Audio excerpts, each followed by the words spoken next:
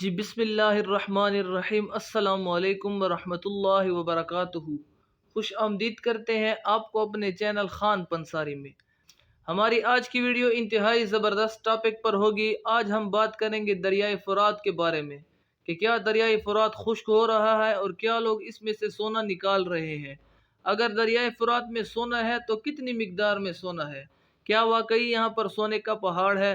نبی کریم صلی اللہ علیہ وآلہ وسلم نے حدیث میں فرمایا تھا کہ دریائے فرات میں سونے کا پہاڑ نکلے گا، اور ساتھ میں نبی کریم صلی اللہ علیہ وآلہ وسلم نے تلقین فرمائی تھی کہ اس سونے کو کوئی بھی نہ نکالے۔ کیا دریائے فرات میں واقعی سونے کے پہاڑ دریافت ہوئے ہیں؟ نبی کریم صلی اللہ علیہ وآلہ وسلم نے ارشاد فرمایا تھا کہ قیامت اس وقت تک قائم نہیں ہوگی کہ دریائے فرات میں سے سونے کا پہاڑ نہ نکل آئے، جس پر لڑائی ہوگی اور ہر 100 میں سے 99 آدمی مارے جائیں گے۔ ایک اور روایت میں نبی کریم صلی اللہ علیہ وآلہ وسلم نے ارشاد فرمایا کہ قریب ہے کہ دریائے فرات خشک ہو کر سونے کے خزانے کو ظاہر کر دے۔ ان احادیث سے یہ ثابت ہوتا ہے کہ قیامت کے نشانیوں میں سے ایک نشانی دریائے فرات کا خشک ہونا بھی ہے، اور یہ قیامت کے قریب ترین نشانیوں میں سے ایک ہے۔ اس شریف میں یہ بھی تلقین کی گئی ہے کہ اگر دریائے فرات میں سونے کا پہاڑ نکلے تو کوئی بھی اس میں سے کچھ بھی نہ لے۔ پچھلے کچھ عرصے سے کہا جا رہا ہے کہ دریائے فرات خشک ہو رہا ہے، اس میں سے ایک پرانا شہر برآمد ہوا ہے اور لوگ اس میں سے سونا نکال رہے ہیں۔ آپ کو تھوڑا سا دریائے فرات کے بارے میں بتا دیتے ہیں۔ دریائے فرات تقریباً 2780 کلومیٹر لمبا ہے۔ یہ ایشیا کا 15واں اور مغربی ایشیا کا سب سے بڑا دریا ہے۔ دریائے فرات پر ترکی اور شام نے بہت زیادہ ڈیم تعمیر کر رکھے ہیں، جس کی وجہ سے اس کے پانی کے بہاؤ میں بہت زیادہ کمی واقع ہوئی ہے۔ 15 اپریل 2014 کو ترکی نے دریائے فرات کے پانی کا بہاؤ مکمل بند کر دیا تھا۔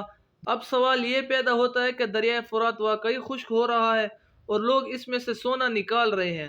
دراصل دریائے فرات میں پانی کا بہاؤ ضرور کم ہوا ہے، لیکن یہ مکمل طور پر خشک نہیں ہوا۔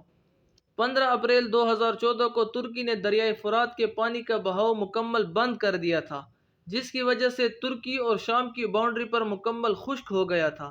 اب سوال یہ پیدا ہوتا ہے کہ دریائے فرات واقعی خشک ہو رہا ہے اور لوگ اس میں سے سونا نکال رہے ہیں۔ دراصل دریائے فرات میں پانی کا بہاؤ ضرور کم ہوا ہے، لیکن یہ مکمل طور پر خشک نہیں ہوا۔ دریائے فرات میں ایسے دعوے کیے گئے ہیں کہ اس میں بہت زیادہ سونا موجود ہے۔ دریائے فرات کی تاریخ ہزاروں سال پرانی ہے۔ دریائے فرات کے کنارے پر چھوٹے پیمانے پر کان کنی کی کئی اطلاعات موصول ہوئی ہیں۔ کچھ لوگوں نے تو یہاں تک دعوے کیے ہیں کہ کافی زیادہ مقدار میں سونا برآمد ہوا ہے، لیکن ان دعووں کی کوئی تصدیق نہیں کی گئی۔ ماہرین کے مطابق ابھی تک ایسے کوئی شواہد نہیں ملے جس سے ثابت کیا جائے کہ دریائے فرات میں وافر مقدار میں سونا موجود ہے یا سونے کے بڑے پہاڑ موجود ہیں۔ اگر ماہرین کی بات مانے تو دریائے فرات میں سونا نہیں ہے، تو احادیث شریف میں سونے کی بات کی گئی ہے، کس طرف اشارہ کیا گیا ہے؟ بہت سے لوگ کہتے ہیں کہ سونے سے مراد تیل ہے، لیکن علماء حضرات کا کہنا ہے کہ حدیث میں بار بار واضح طور پر سونے کا ذکر کیا گیا ہے، اس لیے اس سے مراد تیل نہیں سونا ہی ہے۔ ہو سکتا ہے قیامت کے نزدیک اللہ تعالیٰ خود ہی دریا کے چھپے ہوئے سونے کے خزانے کو عام لوگوں پر ظاہر کر دے۔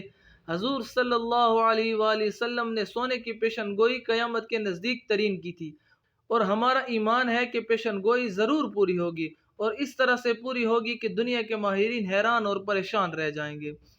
اگر ویڈیو اچھی لگی ہو تو ویڈیو کو لائک اور شیئر کریں، اور ساتھ میں چینل کو ضرور سبسکرائب کریں۔